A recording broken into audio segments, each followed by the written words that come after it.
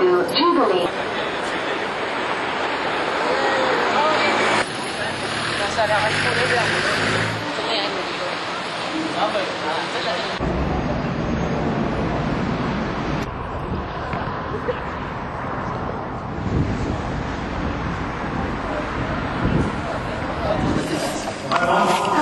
Hi, David. Some cleansing.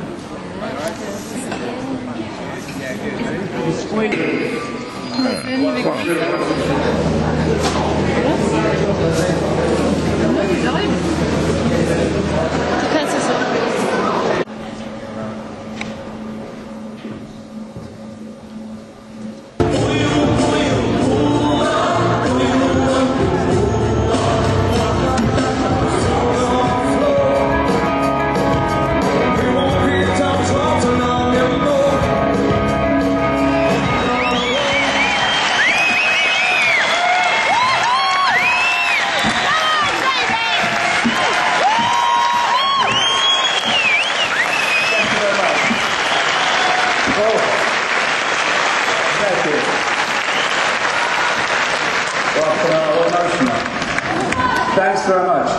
The breathtaking Machu Picchu, Lake Titicaca, and other locations and power centres in this incredible place. It's a really good sound for this. You're joking, the playtime sounds fucking amazing, good. So nice.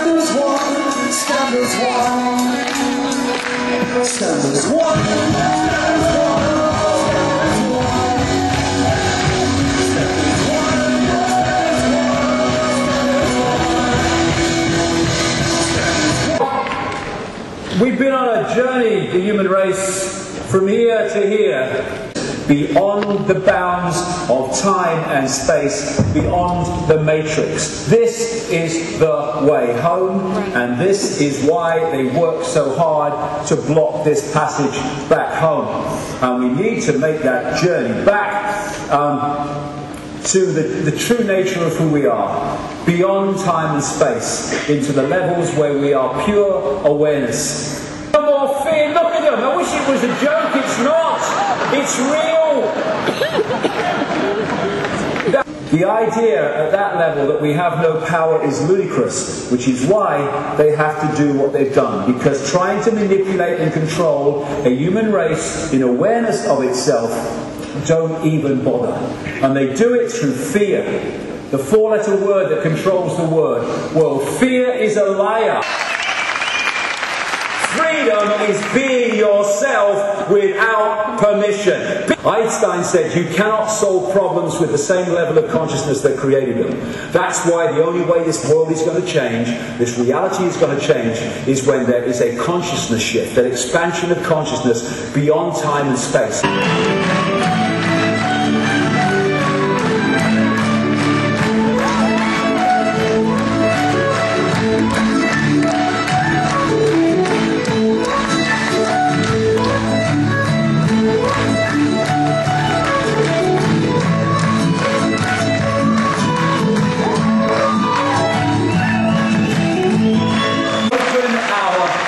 That is the revolution. And I came across this lovely, lovely clip.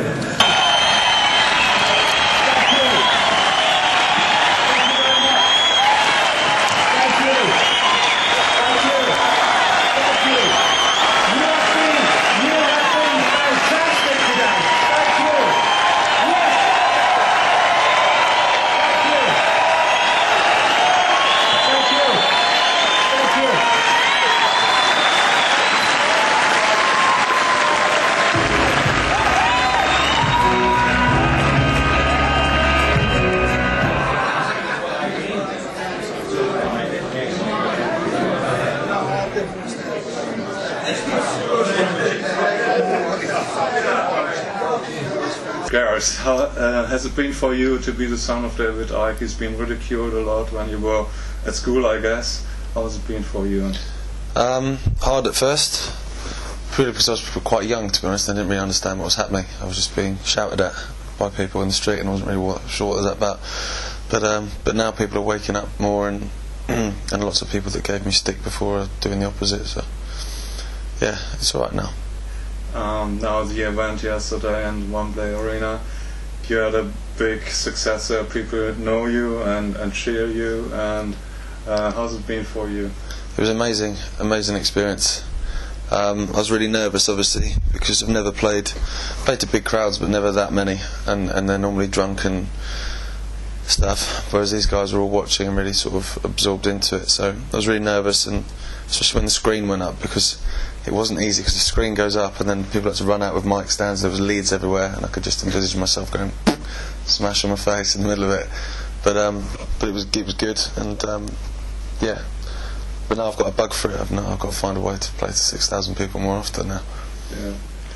The song, Remember You, Who You Are, how was it a suggestion from David, or was it your idea, or how did there was a song pretty much already written that I've been working on. I had the verses, most of the chorus, I had the melody and stuff, and I was just sort of banging around with it in my house. And then my dad phoned and said, could I play Wembley, but I'd have to write a song for it, and then obviously the title of the talk being Remember Who You Are, so I just snuck the line in and it was done, ready to go, which was a bit sneaky really, but there you go. Did you deal with the topics David is talking about over the time? Or I do now, yeah, I do a lot more now. This album's probably got maybe 4 or 5 that talk about that kind of stuff, whereas before when I was in punk rock bands it was a lot more sort of angsty and stuff, so we didn't really so much, but now the new songs that I'm writing are much more like that. So I'm guessing stuff my buddy's going. I'm guessing stuff that I'm going to be doing in the future will be a lot more around that stuff. What would be some of the topics you're dealing with? The stuff I'm writing at the moment is mainly about standing up and believing that you're more than you think you are, being bigger and stronger and saying no.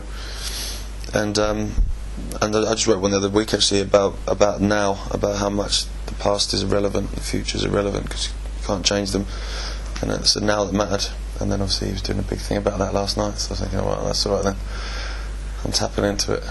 And is your life changing? Of course it is, with this way, with dealing with this topic? Yeah, I find people come in and people go out of your life a little bit more when you wake up to stuff. So in terms of friendship groups, I think people I knocked around with in school, they kind of just disappear now. So I've probably got sort of maybe 4 or 5 friends that I had from a long time ago, but that's it.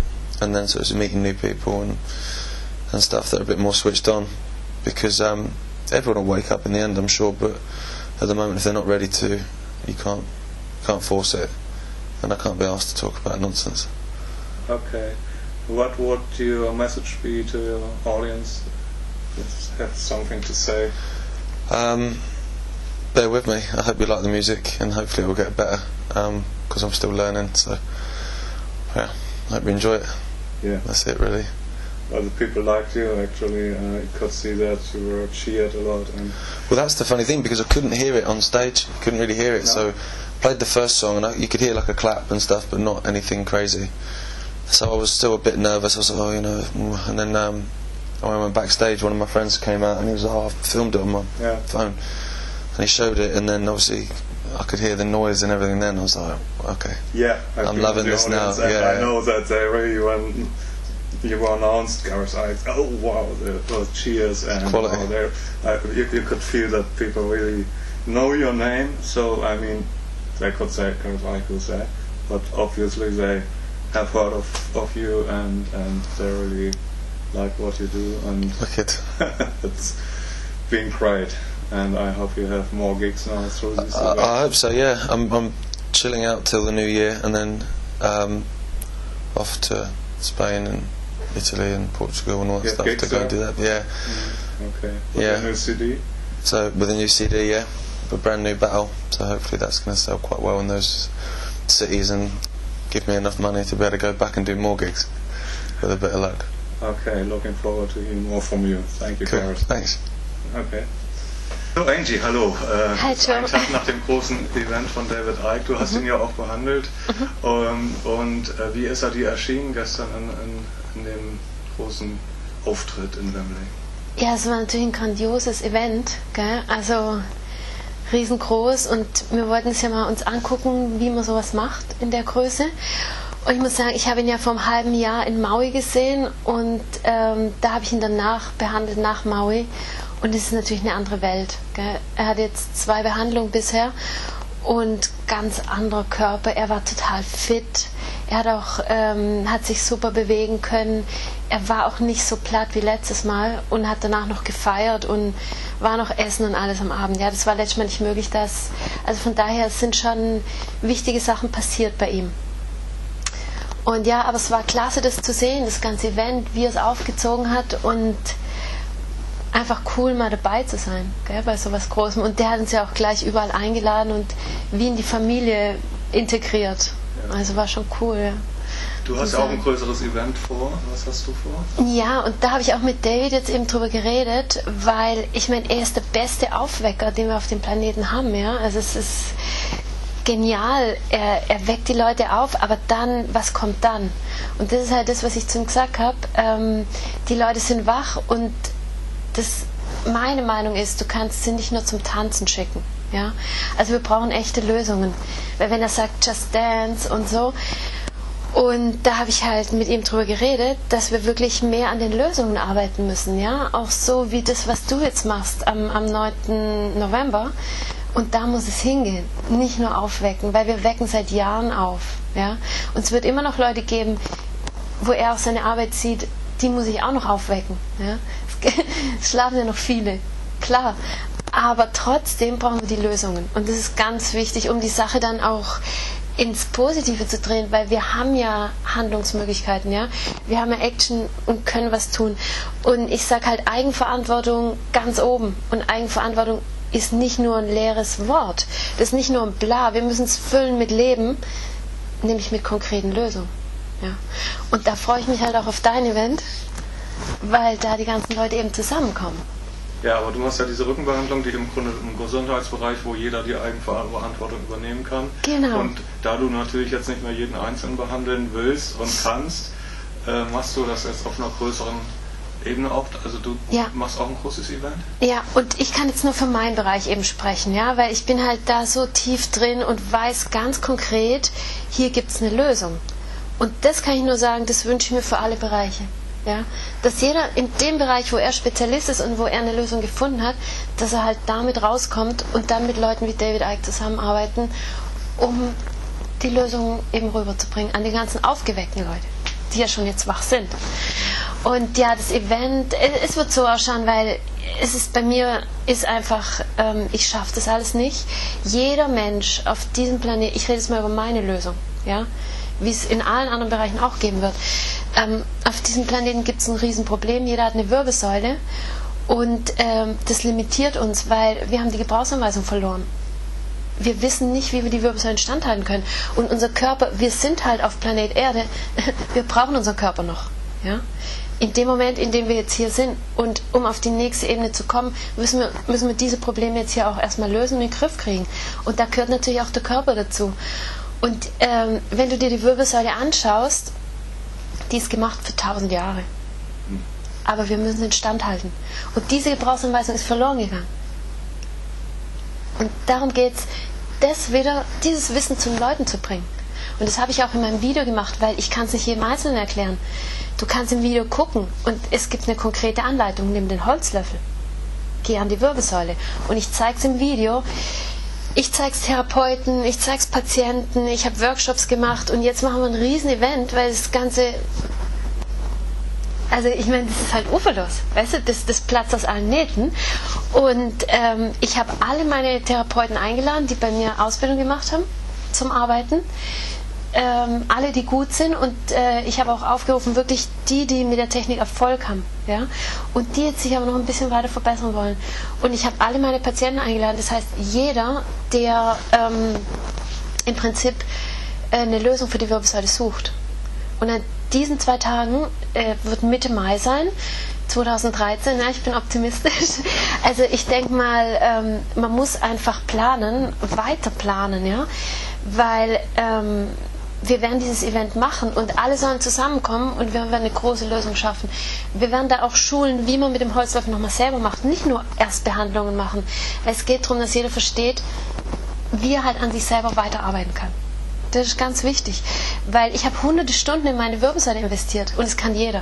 Ich zeige es ja nur, wie es geht. Verstehst du? Weil es kann nicht sein, dass die Leute alle zu mir kommen wollen. Das geht ja nicht. Und das muss man halt irgendwann verstehen, dass es nicht an einer Person liegt. Du kannst nur die Info rüberbringen und kannst den Leuten zeigen und coachen. Und ja, da habe ich halt ein Team von Leuten, die halt auch mitcoachen. Und das wird aussehen, also nicht als Vortragsevent oder nee, was, gar nicht. sondern die Leute werden quasi behandeln und du guckst dann mal rum und hilfst dem hier und da noch, oder wie wird das aussehen? Ja, also wir behandeln, aber wir zeigen auch, wie es selber geht. Also jede Behandlung ist ein Coaching. Verstehst du? Also wir geben Hilfe zur Selbsthilfe, weil es sind hunderte Stunden. Und das Problem kann immer wieder kommen. Und es ist das größte Geschenk, wenn du dich selber behandeln kannst, wenn du weißt, um was es geht, dann bist du frei. Und das habe ich auch zu David gesagt.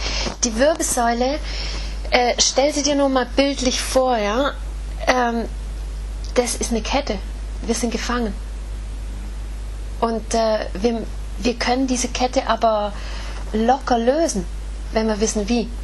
Und wir müssen uns selber befreien. Ich meine, jeder muss sich selber befreien. Verstehst du? Das ist ein Job, den kann nicht ich für alle machen.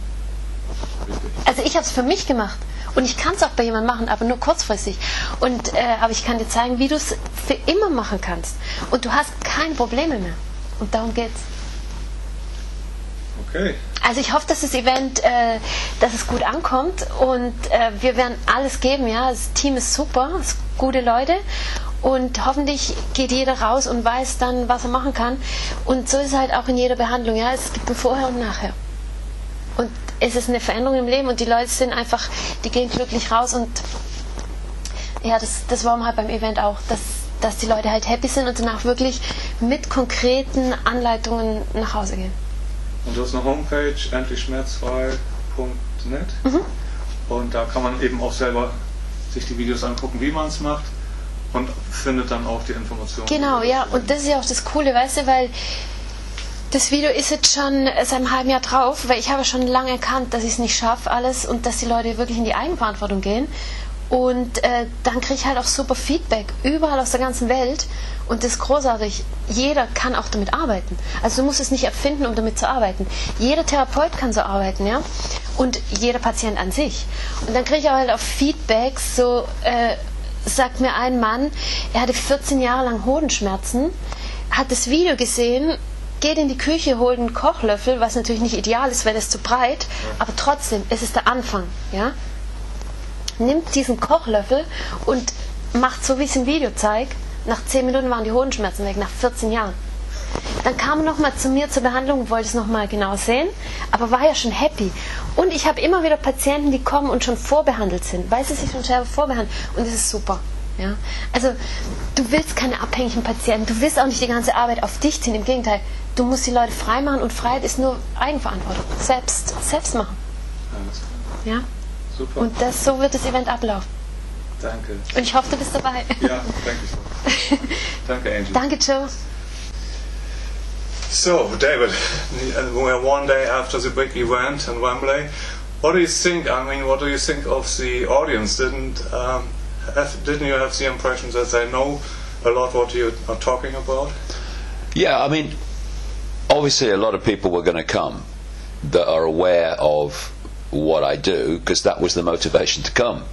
But they would also have brought a significant number of people. I do know many people were there who had been brought by people who are aware of what I do, but didn't know anything and were very sceptical. So there was kind of a mix, but obviously it was dominated by people who are awake to a lot of it. But I wanted to, for those people, push it on as well, because there's a cutting edge of understanding of what's going on in the world, but it's a cutting edge that must never stop, because there is so much to know to get a more and more expanded fix and understanding of what we're dealing with and how we deal with it.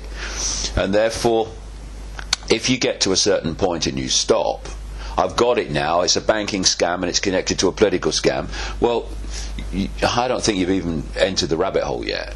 It's much, much deeper. And for people like me, if the cutting edge isn't still continuing to move, then I'm thinking, well, you know, come on, I want to know more.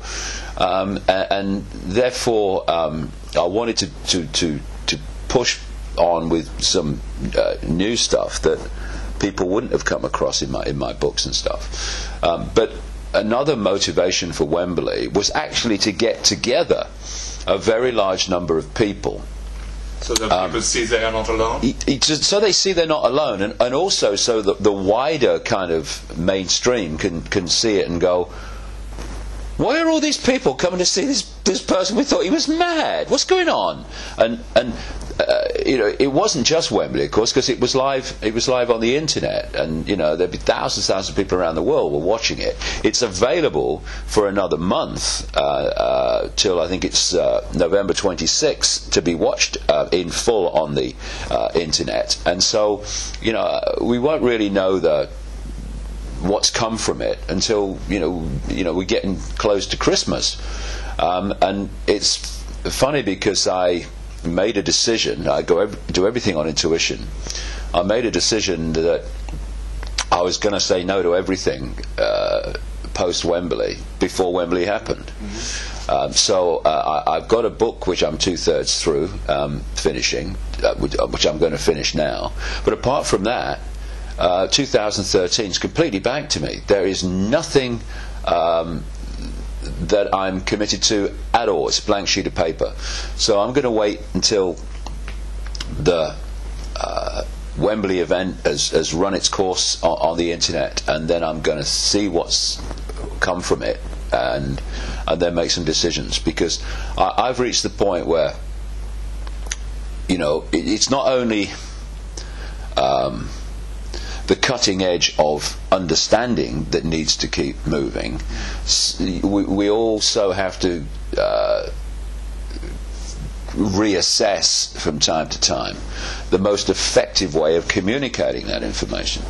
And I think, you know, the times of bouncing around the world from venue to venue, you know, airport, hotel, venue, airport, hotel, venue. I think that's over for me. It's been effective in getting the thing moving, but now it's reached a point that it needs to change. I want to do a lot more communicating electronically, so the information travels rather than me. And you know, I mean, I talked to 5,000 people plus yesterday, but I can do, say, an interview with you. And goes to hundreds of thousands. So, you know, that is all part of it. And also, instead of, you know, going to so many places, take yesterday as a blueprint. I talked to 5,000 people in the arena, but it went live on the internet, so anyone could access it. So that's the thing that we're obviously, because of the interest in the streaming that we had, that we're going to kind of do more often. But it's like, I don't know. That's what's quite exciting, really. I don't know what's coming next, and I'm going to be as interested as anyone to see. Did you have any hassles before? Because people think when the negative forces try to let this happen in Wembley, this big event? Well, you know, I feel that we have now reached a point where this energetic change that I've been talking about all these years is starting to impact on events. I'm seeing it, and you know, we're heading to a point, a tipping point, where the energy of control, the house of cards will come down, and so it's not as easy to just say, well, we'll stop this event, because there are forces at work in the unseen realms that are guiding people along their journey to make a difference. And when you think that 20 odd years ago, if I'd have walked down the street in this country, I'd have been ridiculed by most of the people. And then you get to an event like yesterday, right, where there's a completely different view of you. It just shows the power of this energy that, you know, I started this journey, if you like, in football terms, about 25-0 down.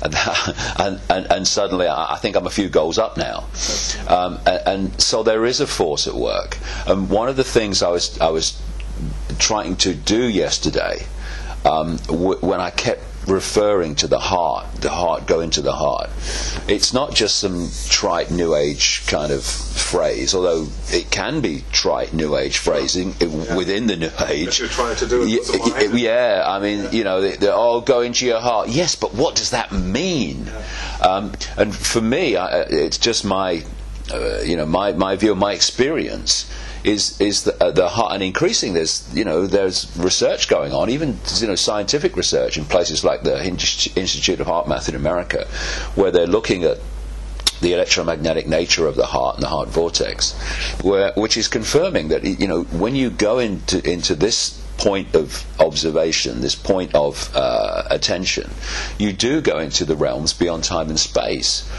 and when you go into there, you access this greater awareness, which suddenly brings synchronicity into your life, because you've just done that to me, about if you come from here, but if you come from here, if these two are not in sync and move as one unit, so you think and you feel intuitively the same thing, then they're at war with each other, and they are in most people, because this is attached to this reality and the rules and regulations and norms of this reality.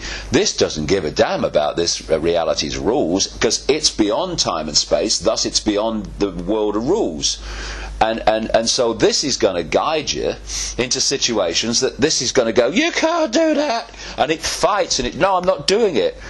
And what I was trying to do, particularly in the latter part, was to get people to just chill into here, because it's easy to talk about it, but to go into here, it's not just about going into your heart and okay, that's nice. Yeah, well, it is, but it means go into your heart and then express within the world of the conscious mind where that's taking you. And that's when the courage comes in initially, because this is going to guide you and intuitively encourage you to do things and say things that this world's going to find crazy or bizarre, or what's going on.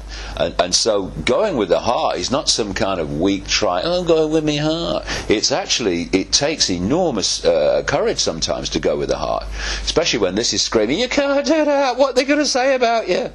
And what I was trying to do was get people into that mode, because once you get there and you go with it, then the adventure begins, and you start to pull in it through coincidences, what Jung called synchronicity, what you need to push your own understanding on.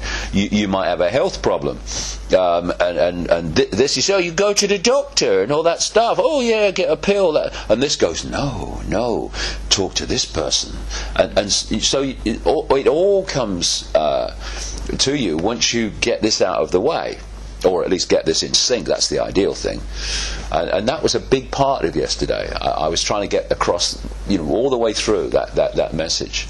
Beautiful. And you talked about courage, and people have no orientation in politics or on TV or whatever in this direction. So you are one of the few people in the world who can be an orientation for other people, that they can see, okay, you can talk about love as a man on a stage, and it works. And yeah, because love, you see, oh, he's into love, he'll be doing the washing up next. That's not very macho. But love in its true sense, it's not I love you, darling, saw you down the disco. Yeah. It's in fact, Joe, the word love has become so devalued. We have to put words in front of it like unconditional, right? Because there is love, which is the human love, which basically is chemical attraction. Yeah. That's not love, that's chemical attraction. And what happens is, when you have a chemical attraction but not love, then often the relationship ends up in a big battle and all that stuff. Yeah. Whereas if the connection is love, I invested so much in this relationship, so yeah, people say that's not love. Yeah, exactly. You see, I was married to Linda for 29 years, and she's still my rock. She was massively involved in making Wembley happen, but because what connects us is love, beyond the chemical attraction level of it, then after 45 years, we're still working together and still immensely close. She's my best friend, because it's a love beyond the relationship love. And this is interesting, Joe. I don't know whether you found this.